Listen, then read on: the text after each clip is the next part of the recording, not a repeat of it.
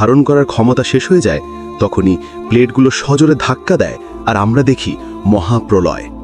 বিশেষজ্ঞরা যেমন কলম্বিয়া বিশ্ববিদ্যালয় এবং ঢাকা বিশ্ববিদ্যালয়ের গবেষকরা বারবার সতর্ক করছেন, আমাদের এই ফল্ট লাইনগুলোতে গত 100 বছরেরও বেশি সময় ধরে বিপুল পরিমাণ শক্তি বা এনার্জি জমা হয়ে আছে।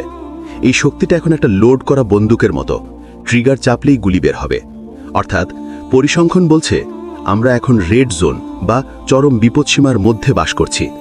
150 বছরের সাইকেল পূর্ণ হতে আর বেশি দেরি নেই। সময়কাল বিশ্লেষণ কবে হতে পারে? তাহলে কি কালকেই হবে নাকি 10 বছর পর? বিজ্ঞানীরা কোনো নির্দিষ্ট তারিখ দিতে পারেন না। তারা শুধু বলেন it's not a matter of if, it's a matter of when. অর্থাৎ ভূমিকম্প হবে কিনা সেটা প্রশ্ন নয়, প্রশ্ন হলো কখন হবে। এটা আজ রাতও হতে পারে, আবার 5 বছর পরেও। কিন্তু মাটির নিচের প্রস্তুতি বলছে সময় ফুরিয়ে এসেছে। বিশেষ